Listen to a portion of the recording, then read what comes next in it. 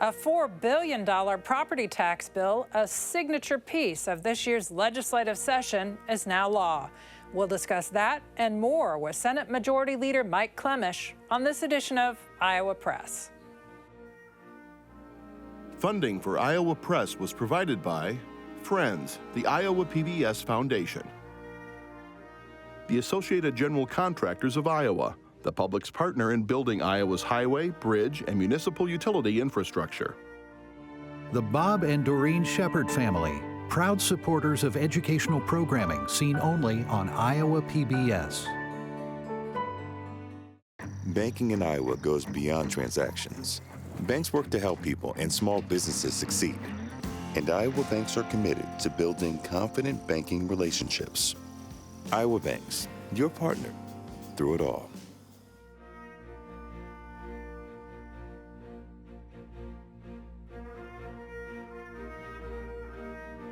For decades, Iowa Press has brought you political leaders and newsmakers from across Iowa and beyond, celebrating more than 50 years on statewide Iowa PBS. This is the Friday, May 22nd edition of Iowa Press. Here is Kay Henderson. After a marathon 34-hour day that ended the 2026 legislative session for the past 2 weeks, we've heard from the House Speaker, then we heard from the Minority Leader in the Iowa House, Brian Meyer, last week. This week, we're hearing from the Republican floor leader in the Iowa Senate. Senator Mike Klimesh is a Republican from Spillville. He served as mayor of Spillville for a total of 22 years. In 2020, he won a state Senate seat, and last fall, his Republican Senate colleagues selected him to be Senate Majority Leader. Mike Klimesh, welcome to Iowa Press. Thanks for having me, Kay. Also joining our conversation, Stephen Gruber-Miller of the Des Moines Register. Senator, at the start of the legislative session in January, you proposed a bill on pipelines and eminent domain that had a very specific plan to widen the corridor where the pipeline could be built, the theory being that they could talk to more landowners and avoid eminent domain. The session ended without a vote on that. What happened? Yeah, that's a great question. So, the bill we introduced, or that I introduced in the first week of session, did a lot of things, right? It established what was a voluntary easement corridor. It also changed how pipeline companies could interact with property owners, giving them the keys to those interactions. And I was really clear early on, in all my conversations about it. It's building a consensus, right? I mean, there's two different ideologies in the Iowa Senate caucus, Republican caucus, as to how to approach that. And last year we had the conversation on 639, House File 639. And so, this year I wanted to introduce something that actually could respect property owners' rights on multiple different levels. And then we continued those conversations. I visited with my colleagues, and the goal was to get enough votes to move it to the floor.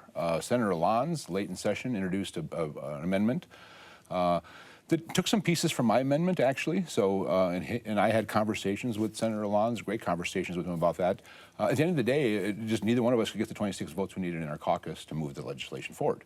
And we had great conversations around both pieces. The primary ideological difference is Senator Lons still had no eminent domain for CO2 pipelines, which was dealing in absolutes, right? Where my approach was widen that corridor, give voluntary easements an opportunity to play out.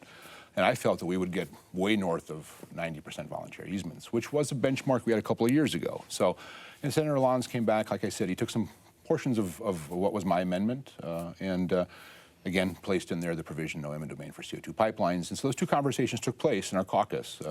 Great conversations. And at the end of the day, neither one of us could reach a consensus to bring enough votes to the floor. So there are some critics who say the longer this waits, the longer that we go without action on this, the better it is for Summit Carbon Solutions, which is trying to build this pipeline. There's more time for them to get their project going. Are you going to try again on your proposal next year, or is it too late? Is this No, I don't think it's built? ever too late to pass good policy, right? I mean, so again, the thing with the amendment that I proposed was it didn't just deal with Summit Carbon Solutions, right? I mean, it dealt with all linear infrastructure being built in the state. And I think it's really important for us to have that conversation. Apart from the Summit pipeline conversation, which has been going on for several years.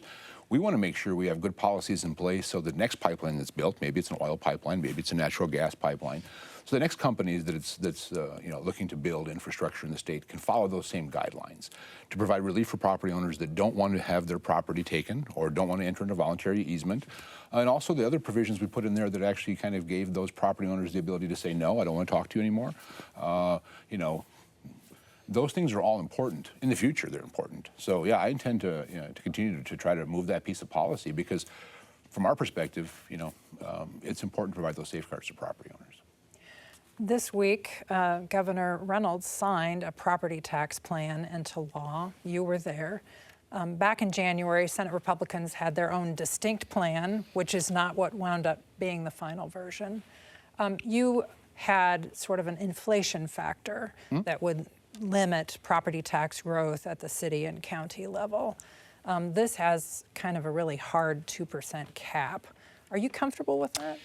So there was a lot of conversations around that, Kay, right? So, I mean, our approach initially was 2% cap with the CPI, right, allowing a CPI. And the way our CPI was staggered, and there was some confusion, I think, on it. It wasn't like if we went up 3.1% in the CPI index, we didn't automatically allow for 3.1% growth. There was stair steps approaches going up as to where you could actually feel that relief from CPI. At the end of the day, I think what we passed will work very well for small communities, medium-sized communities. I think by carving out, so when we talk about a hard cap and soft cap, and I know it gets confusing, right? So I'm not going to talk about it in that way. I'm going to talk about a 2% growth cap. And then what we didn't cap was those trust and agency accounts the cities rely on. That's to pay for our insurance, our employees' benefits, our IPERS payments. All those things are still uncapped. And then we also uncapped the stuff in the counties in their supplemental levy, which would mirror those same components in the cities. So dealing with insurance premium increases, employee benefits, all those things we left uncapped in the final product.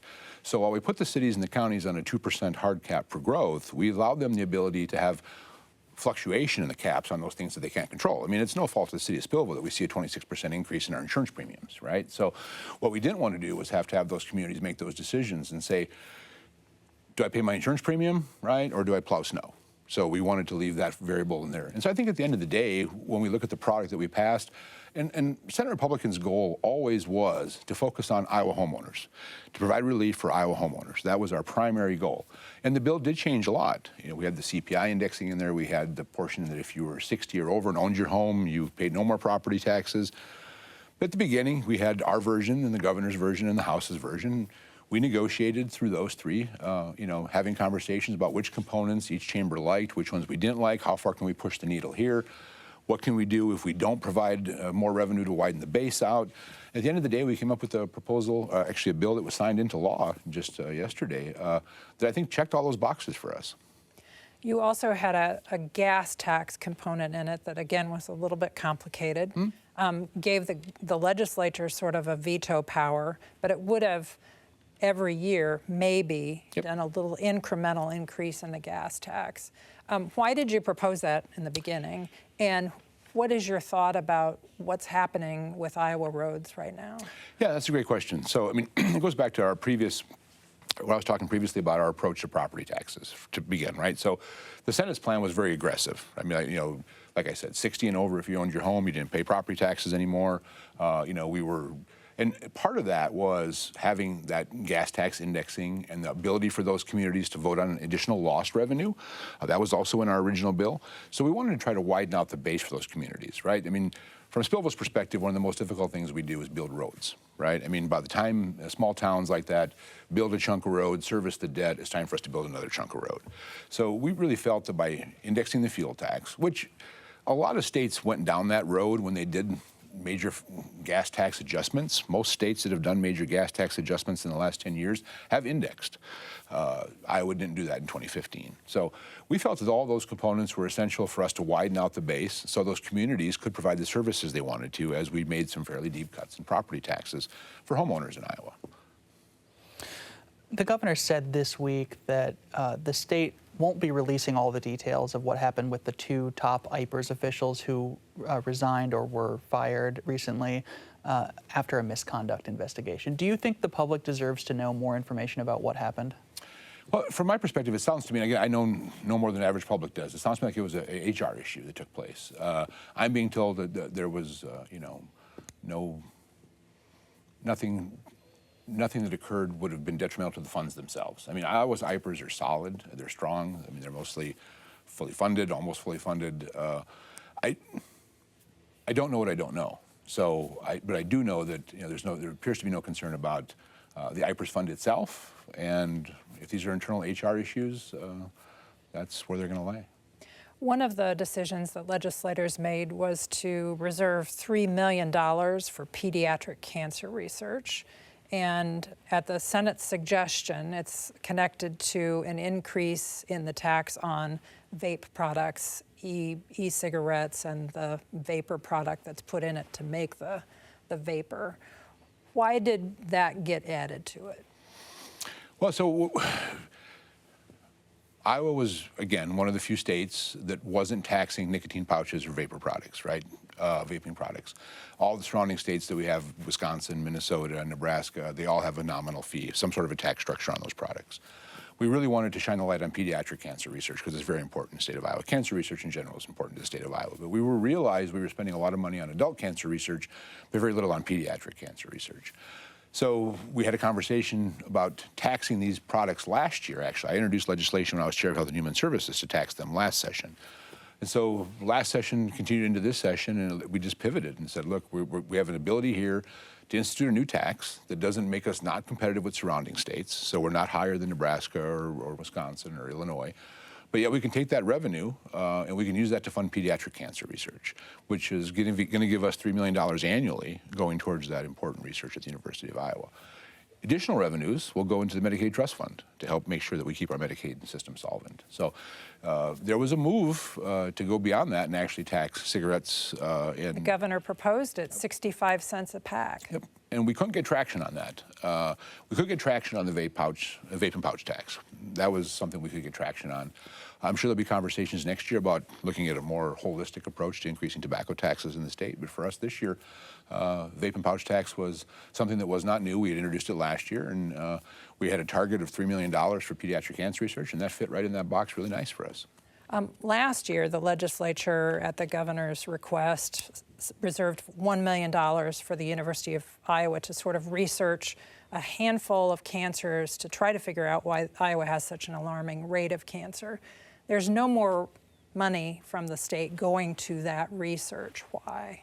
Well, I think that research actually yielded us the information that we were looking for. I mean, you're talking about the map, the interactive map that you can go to. I can go into that map and I can look at Wenatchee County. I can look at the cancer rates, of all the different types of cancer that they researched. And the interactive map really gave us the ability to look across the state and pinpoint where we're seeing increased levels of certain cancers, right? And I think then once that work has been done, now it's incumbent upon us to continue to fund cancer research at the University of Iowa to provide, the medical support needed to treat those cancers. And I think, that map provided the information that we needed from it. One of the things that was announced towards the end of the session was a deal on water quality funding. So this rearranges a lot of sort of existing state funds, and so $25 million is going to go to Central Iowa Water Works to upgrade their nitrate removal.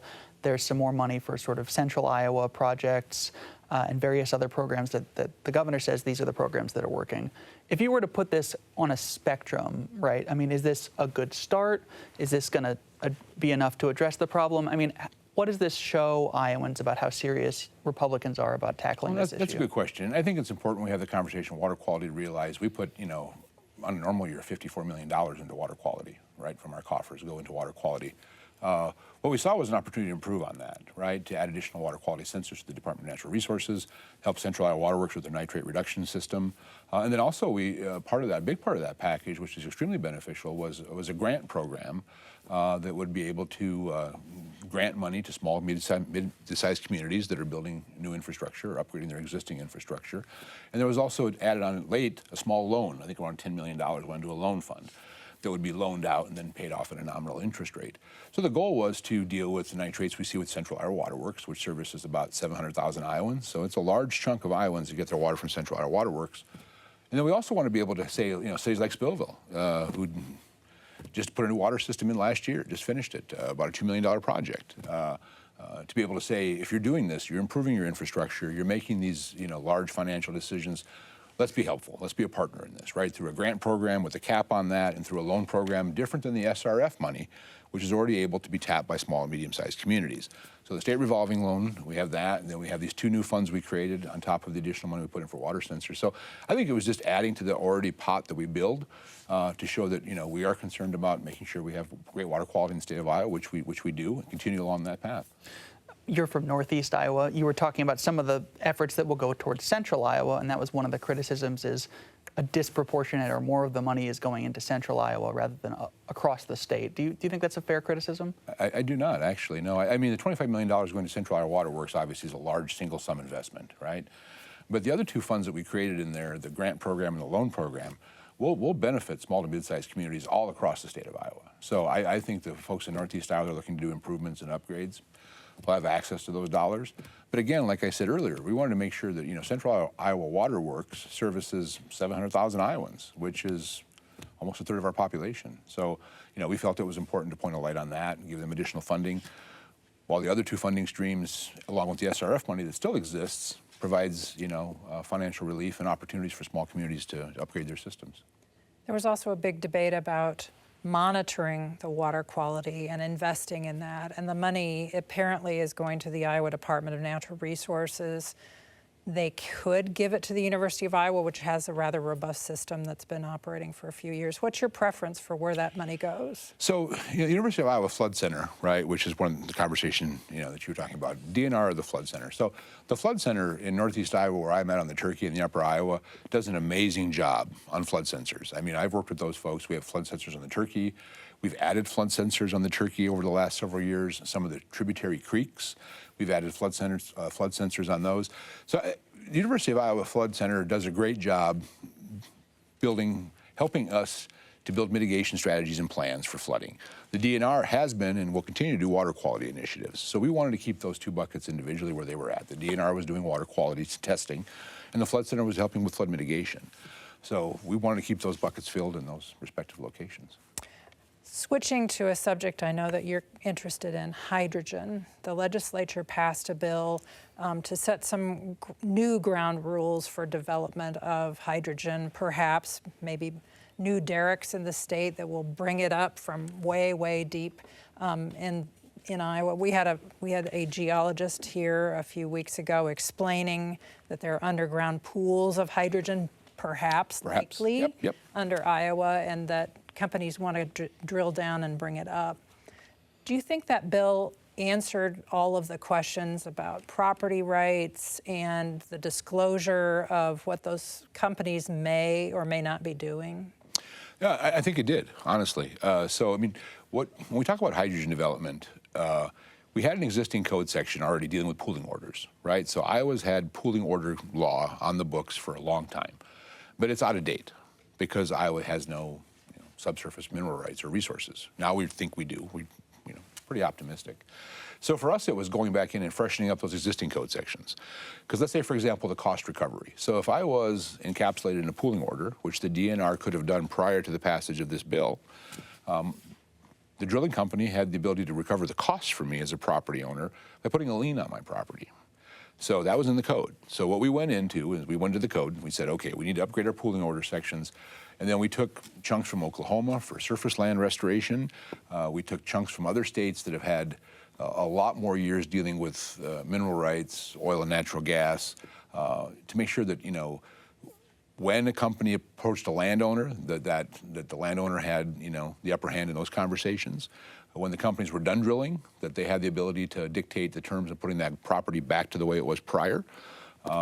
The pooling order, we went with the 25% surface owner requirement. So that means that you still have to have some folks that want to participate in the pool. It can't be just an all involuntary pool. So I think we stitched together a really good piece of policy, drawing from several states that have already been down this road. And at the end of the day, we protected Iowa's landowners' rights. We protected the access to their mineral rights.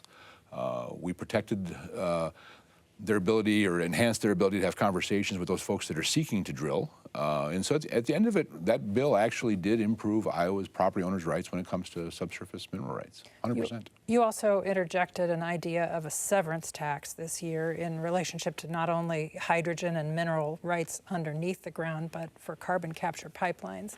It didn't get a robust reception. Yeah, so the severance tax on the CO2 pipeline, kind of got caught up in the weeds with our conversation at large about the pipeline, right? The severance tax piece is something, again, that other states that have, oil and natural gas have severance taxes. It's not uncommon. Wyoming, Colorado, North and South Dakota. At the end of the day, that is an opportunity for the state of Iowa to tax a natural resource that we've not had the ability to tax prior. And we're hopeful that there's large deposits underneath the state of Iowa. We can draw that severance tax. And that tax actually is one that we've structured in a way, the bulk of it goes into the taxpayer relief fund to help us drive down our state income tax, right? That's our goal with that money, is to take those dollars, put it into the TRF fund, drive down our income tax. We also structured in a way where every county gets a taste of the tax. The counties in which the pooling order lies get enhanced level. We also put some additional funding from there into water quality. And I would say it's exceptionally fun to be able to write policy to spend money you don't have, right, on the hope that you get it. But the severance tax component, like I said, is nothing new. Other states have done it. And Iowa just want to be in a position where after we find hydrogen, we have a taxing mechanism in place to benefit from us as a state for all Iowans.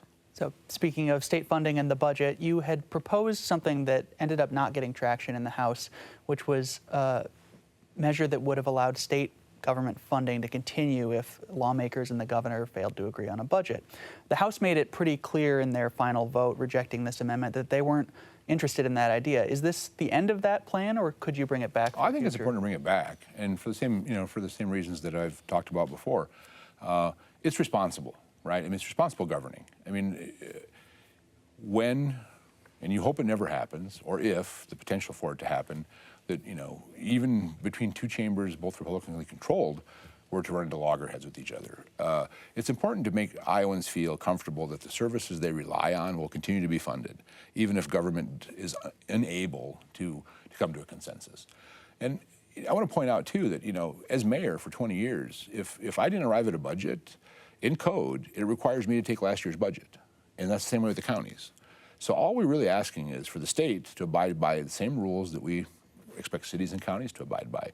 And if there's a situation that doesn't allow you to get to a budget, then you fall back to last year's budget. I think there's still great value in having that conversation. I think it's a very conservative piece of policy that's important. Look at what's happening in Washington. Still, to this day, we have, I'm not even sure what if DHS is fully funded or what part's not funded. I can't keep track of it. And taxpayers, whether they're federal taxpayers or state taxpayers, should expect more from us. Do you think it will be difficult to agree on a state budget next year? We're seeing revenue challenges, right, where spending has outpaced the revenues coming in each year, and obviously you have some money saved to offset that, but we've been talking about taxes. There's been a couple of sort of specific tax increases to offset some of these revenue reductions. I mean, how difficult will it be to continue those services? No, again, 3.8% flat tax, we have the TRF fund. $4 billion, $6 billion total amongst all the rainy day funds. We knew we were going to spend those dollars down, right?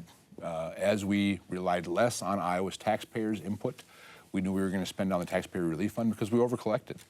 I felt comfortable about our budget this year. I think you saw some very conservative budgeting. I think we landed at a middle ground at 1.4, where we came in. The Senate was at 1.2, the governor was at 1.4, I think the House was 1.6 or somewhere in that ballpark.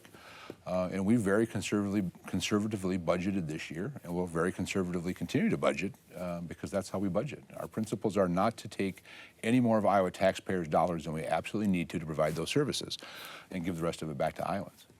Iowans are seeing lawmakers in other states redo the district lines for members of Congress. Do you anticipate doing that before the next census? Iowa's got a very unique process in place that I didn't even realize until I went through the last decennial census when I was actually a senator. LSA draws our maps and our boundaries. And there's a process that takes place. So iteration 1 is given to both chambers for review. If we kick that back, LSA goes back and gives us iteration 2. Not till we hit iteration 3 can we actually weigh in and make changes to that process. So that process is in place, and that process has worked extremely well for the state of Iowa. And I don't see us making any changes to that process. We're heading into the elections. The primaries are a couple weeks away. There are a lot of Republicans who are not seeking re-election in the Senate. How do you, as Senate Republican leader, defend those seats, prevent Democrats from cutting into the Republican majority? That's a great question. We field great candidates. We field great conservative candidates, that have strong ties to their community.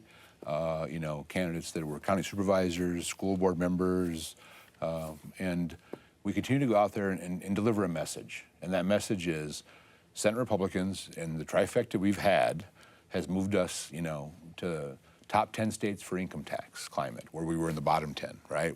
We'll be moving up the ladder dramatically with our property tax bill that was signed into law yesterday. So that conservative policy and that conservative lawmaking and that approach, it resonates with Iowans. Again, to my previous point, it leaves more money in their pocket at the end of the day, and that's our goal, is to make Iowa, better for those working families and to continue that policy. So we field candidates that deliver that message. We feel very confident about where we'll end up after the primaries and after the election cycle in November. Senator Klimesh, thanks for being here today. That's the end of our conversation at this juncture. Thank you for having me. You may watch other episodes of Iowa Press at iowapbs.org. For everyone here at Iowa PBS, thanks for watching today.